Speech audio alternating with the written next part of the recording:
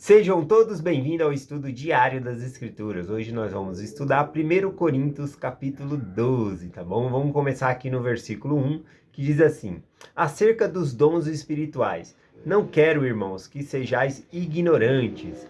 Bom, aqui nesse texto, no versículo 1, no grego original, né, não tem a palavra dom, né? Aqui a tradução nossa em português ficou dessa maneira, né? Acerca dos dons espirituais, mas no grego original, né, em nenhum dos manuscritos, nem os manuscritos mais antigos, nem os manuscritos mais modernos, tá bom? Não tem essa palavra dons aqui, então a gente teria que tirar ela aqui. Por que na língua portuguesa colocar essa palavra dom aqui?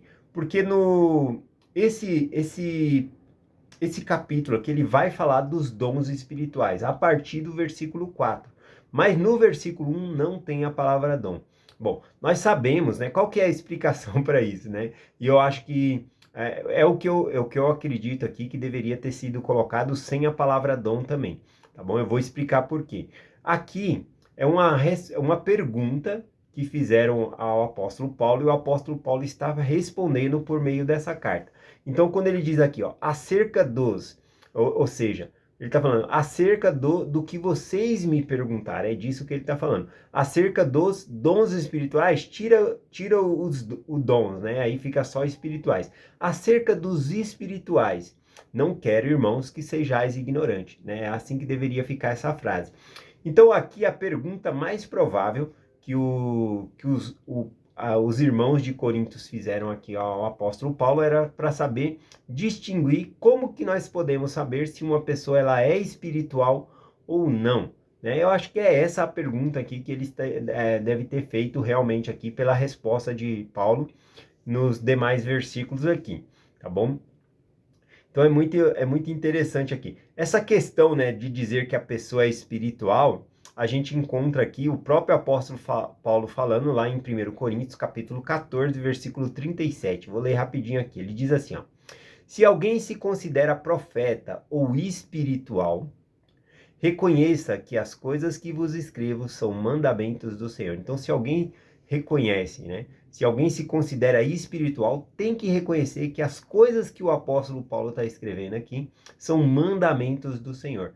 Interessante, né? Ele usa o termo aqui, se alguém se considera espiritual. Né? Então, é um termo para pessoa espiritual. Então, faz muito sentido para mim aqui no versículo 1, quando ele fala essa palavra aqui, né, acerca dos espirituais, né, não quero que vocês sejam ignorantes, ou seja, eu quero que vocês possam saber distinguir o que é uma pessoa espiritual e o que não é uma pessoa espiritual, né. Ele segue no texto dizendo aqui, né, versículo 2: vós bem sabeis que eram gentios, levados a ídolos mudos, conforme eram guiados. E fala que antes, né, deles se batizarem, eles eram guiados por ídolos mudos, né, por idolatria. Eles adoravam estátuas, mas eles se converteram ao evangelho. E aí a pergunta deles é essa: mas como que nós podemos saber se uma pessoa é espiritual ou não? No versículo 3, o apóstolo Paulo responde, dizendo: portanto vos quero fazer compreender que ninguém que fala pelo Espírito de Deus diz: Jesus é anátema. Ninguém pode dizer que Jesus é o Senhor, senão pelo Espírito Santo. Então, aqui o apóstolo Paulo, ele dá a resposta. Como que nós podemos saber se uma pessoa ela é espiritual? Ele diz que ninguém que é espiritual vai poder dizer pelo Espírito de Deus que Jesus é anátema. A palavra anátema significa maldito, né? Então, ninguém que seja espiritual vai dizer que Jesus é maldito, né? Esse é o significado aqui. Mas ele completa a frase dizendo, né, que e ninguém pode dizer que Jesus é o Senhor, senão pelo Espírito Santo. Ninguém vai poder dizer que Jesus é o Senhor, se não for pelo Espírito Santo. O que significa dizer que Jesus ele é o Senhor? Que ele é Deus, que ele é divino, que ele tem poder. Tem gente que considera Jesus como uma pessoa normal, né? Mas não, Jesus Cristo ele é Deus, ele é poderoso, ele é divino. Então, aquele que confessa que Jesus é o Senhor, esse é espiritual. Então, ele fala isso aqui para distinguir, né, uma pessoa espiritual de uma pessoa que não é, tá bom? Continuando aqui, versículo 4, ele vai começar então agora a falar dos dons. Ele diz assim: Ora, há diversidade de dons, porém o Espírito é o mesmo. Há diversidades de ministério, mas o Senhor é o mesmo. E há diversidade de operações, porém é o mesmo Deus que opera tudo em todos. Aqui ele fala que existem vários dons, todos eles é concedido pelo Espírito para nós. Né? Todo mundo tem dons do Espírito, tá bom? Todo mundo. E quando nós nos batizamos, também a gente recebe um dom espiritual com a gente. A gente pode não saber qual dom é esse, a gente vai ter que desenvolver, mas que a gente recebe, a gente recebe. Todo mundo tem um dom. Ele continua dizendo aqui, versículos 7 e 8. Mas as manifestações do Espírito é dada a cada um para o que for útil, porque a um é pelo Espírito é dada a palavra de sabedoria, a outro pelo Espírito a palavra do conhecimento. Interessante, né? Ele fala de dons diferentes. Uma pessoa tem o dom da sabedoria, o outro tem o dom do conhecimento, né? Imagino eu que o dom do conhecimento é uma pessoa que consegue aprender por meio do Espírito Santo com facilidade, né? Mas a mesma pessoa que aprende com facilidade, às vezes ela consegue absorver, talvez alguns de vocês possam se identificar com isso, ela consegue entender a mensagem, mas quando ela não consegue passar, né? Ela não tem um dom de professor, né? De conseguir ensinar. Então, aqui já é um dom de sabedoria, de conseguir explicar aquilo que você entendeu, tá bom? Então, é um dom também. Então, não significa que a pessoa tendo um dom não pode ter o outro. Às vezes, a pessoa tem os dois dons. Tem o dom de conseguir absorver, de ter o conhecimento e também o dom da palavra, né? De sabedoria, de entender e poder falar para as outras pessoas de uma maneira que elas entendam, né? Tem pessoas que ensinam de um jeito que a gente entende a mensagem. Então, essa pessoa tem um dom de ensinar. Né? Eu conheço várias pessoas assim. Continuando o versículo aqui, 9. E outro pelo mesmo Espírito, a fé, e outro pelo mesmo Espírito, os dons de cura. Aqui é interessante que ele fala que a fé é um dom, né? Mas não é a fé no sentido de acreditar no sentido geral, porque todos nós acreditamos. Ao sermos batizados, a gente já crê, né, em Jesus Cristo. Então, a fé aqui que ele está mencionando é um dom que apenas de você ouvir, você acredita. Né? Nós temos vários exemplos nas Escrituras de pessoas que, ao ouviram falar do Evangelho, imediatamente elas se convertem, imediatamente elas creem. Elas têm um dom de acreditar. Esse aqui é o chamado dom da fé. Né? O outro dom aqui, alguns dons aqui ele cita no plural, que é no caso aqui do versículo 9, ele fala os dons de curar. Né? Talvez porque sejam vários tipos de enfermidade diferentes, mas aqui ele está no plural, os dons. Né? Porque às vezes você tem um dom e não sabe. O dom de curar fisicamente, né, é mais visível. Uma pessoa está enferma ali, a pessoa vai lá e abençoa ela, bom, ficou boa, né? Ou como Pedro, né, na Rua Formosa lá, levantou aquele aleijado. Né? Então é um dom de curar fisicamente a pessoa.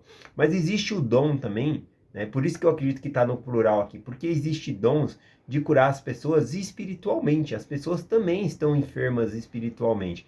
E às vezes você ali com uma palavra você consegue levantar essa pessoa, tirar ela daquele estado de depressão, aquele estado de desânimo. Você consegue animar o espírito daquela pessoa, curar o espírito daquela pessoa. Então não é só o corpo físico que precisa de uma bênção, mas sim o corpo espiritual dentro da pessoa, né? Então, por isso que fala dons aqui, né? No plural. É interessante isso.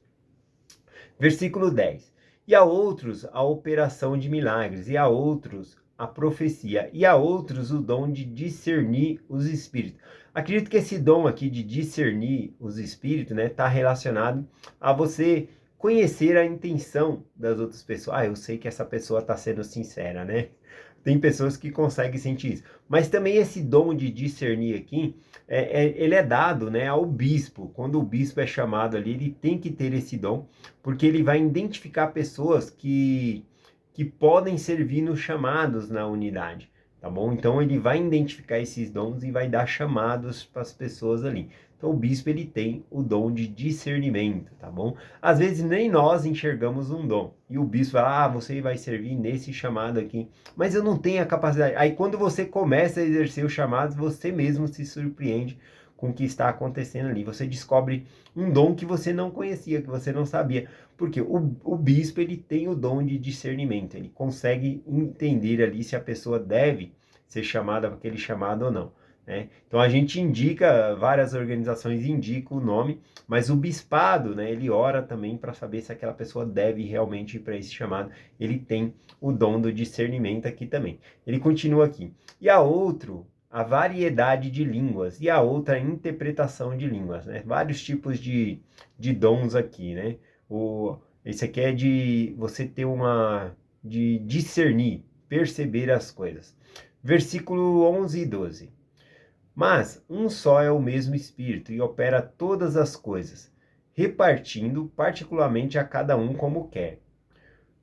Porque assim como o corpo é um e tem muitos membros, todos os membros, sendo muitos, são um só corpo. Assim é Cristo também. Então ele fala que toda a igreja, nós somos um corpo, né?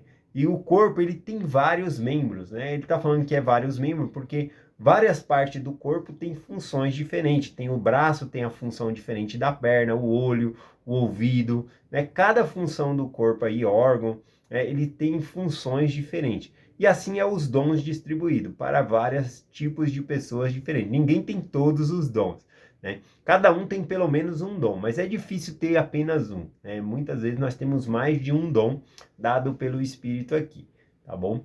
Então ele continua fazendo essa analogia aqui do corpo, né? Eu acho muito interessante isso. Ele fala aqui, ó. Portanto, porque todos nós fomos também batizados em um só Espírito para um só corpo.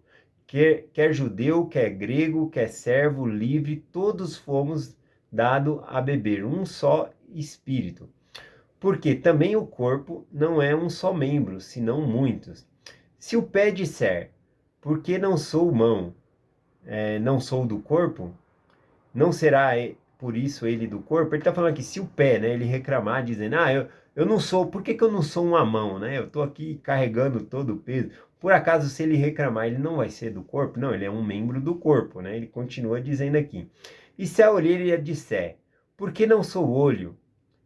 Não sou eu do corpo? E não será por isso do corpo? E se todo o corpo fosse olho? Aí você tem que imaginar um olho grandão, né, de 70, 80 quilos aí, um corpo todo de olho, né? E se todo o corpo fosse olho, onde estaria o ouvido? E se todo o corpo fosse ouvido, onde estaria o olfato, né? Então, cada função do corpo é importante. Aqui ele está falando dos membros, né? Nós somos diferentes e temos capacidades diferentes. Nós somos parte do corpo de Cristo. Cada parte do corpo aqui é importante. Ele não fala que uma parte é mais importante que a outra, né? Repare nisso. Ele continua dizendo aqui: mas agora Deus colocou os membros do corpo, cada um deles como quis. E se todos fossem um membro, então onde estaria o corpo? Né? É o caso do que falou aqui o exemplo, né? Se tudo fosse olho, né? Cadê o resto do corpo? Ia ser só olho, né? Não ia adiantar nada. E se todos fossem um só membro, onde estaria o corpo? E agora, pois, há muitos membros, porém um só corpo. E o olho não pode dizer à mão, não tenho necessidade de ti, nem ainda a cabeça aos pés, não tenho necessidade de ti. Então, ninguém por ser diferente do outro pode dizer, eu não tenho necessidade de você, né? No caso, o olho, né? Não tenho necessidade da mão. Ele vai comer com os olhos, né? Não dá para comer com os olhos. Ele precisa da mão pegar ali o alimento, vai precisar de levar na boca. Então, só o olho não rola, né? Tem que ser tudo aqui como ele está falando. Ante os membros do corpo, que parecem ser mais fracos, são necessários. E os que reputamos serem menos honrosos no corpo, esses honramos muito mais. E aos que nós são dados honrosos, damos muito mais honra, né? Que parte é essa, né, do corpo que às vezes a pessoa pensa que é desonrada, mas não, nós honramos. Por quê? Porque nós cobrimos, olha o que diz aqui, versículo 24. Porque o que nós são, porque os que em nós são mais honrados não têm necessidade disso. Mas Deus ordenou ao corpo, dando muito mais honra aos que tinham falta dele, para que não haja divisão no corpo, mas todos os membros têm igual cuidado um com os outros. De maneira que, se um membro padece, todo o corpo padece com ele. E se um membro é honrado, todos os membros se regozijam com ele. Né? Ele está falando no corpo como um todo. Se uma parte do corpo ela é honrada, todo o corpo é honrado. Né? E se uma parte do corpo padece, todo o corpo padece. Né? Por exemplo, se você machuca o seu pé, todo o seu corpo sente dor. Né? É o corpo que vai sentir dor, não é só o pé, não está desmembrado ali o pé. Então sente tudo. Tem uma frase até que eu peguei aqui para compartilhar. Essa frase é do Frei James. Ele diz assim, ó: se as feridas de teu irmão não te causam dor, a tua doença é mais grave do que a dele. Então, se nós somos um corpo só na Igreja de Cristo, se o meu irmão está passando por necessidade, está sofrendo, se o sofrimento dele não me causa dor, talvez a minha enfermidade seja pior do que a enfermidade que ele está sofrendo, tá bom? Então, todos somos o mesmo corpo aqui. Continuando aqui, versículo 27. Ora, vós sois o corpo de Cristo e membros em particular. Versículo 28 aqui em diante. E a uns pôs Deus a igreja, primeiro apóstolos, em segundo lugar profetas e em terceiro mestres, pois depois milagres, depois os dons de cura, socorro, governo, variedades e de línguas. Porventura são todos apóstolos? São todos profetas? São todos mestres? São todos operadores de milagre? Têm todos o dom de curar? Falam todas diversas línguas? Todos interpretam? Aqui ele está falando de diversos dons. Aqui é interessante observar que o apóstolo Paulo ele coloca uma ordem. Primeiro, apóstolo. Segundo, profeta. Terceiro, mestres, né? Talvez aqui ele esteja falando de hierarquia, né? No caso do sacerdócio, né? Em várias ocasiões diferentes, né?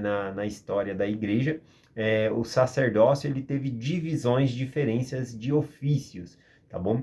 Então, como ele coloca aqui primeiro apóstolo, né? É capaz que o ofício de apóstolo dentro do sacerdócio de Melquisedeque era o maior que tinha. Né? Aliás, hoje em dia é o maior ofício que temos, né? Dentro do sacerdócio de Melquisedeque, nós temos 5 ofícios: élder, sumo sacerdote, patriarca, 70 e apóstolo. Tá bom? Então, acredito que ele esteja falando aqui de ofícios, né? Então, em primeiro lugar, seria ali apóstolos, depois veria profetas e depois veria, então, mestres, né? Pode ser que esteja falando de ofícios dentro do sacerdócio aqui. E aí ele vai falando aqui, né, sobre... são todos profetas? Não, né? São todas perguntas retóricas. São todos mestres? Não. Todos têm o poder de curar? Não. Todos têm. Então ele vai falando que os dons eles são distribuídos. Ninguém tem todos os dons. Ele continua, para finalizar aqui, versículo 31. Portanto, procurai com zelo os melhores dons, e eu vos mostrarei um caminho mais excelente. Então, a partir do versículo 14, o apóstolo Paulo vai mostrar um caminho mais excelente. Qual é o melhor dom que você deve buscar? O caminho mais excelente é Jesus Cristo. Jesus, ele é o caminho, a verdade e a vida. É seguir Jesus Cristo que é o melhor caminho, né? E o apóstolo Paulo vai mostrar isso a partir do versículo 14, tá bom? A partir do capítulo, né?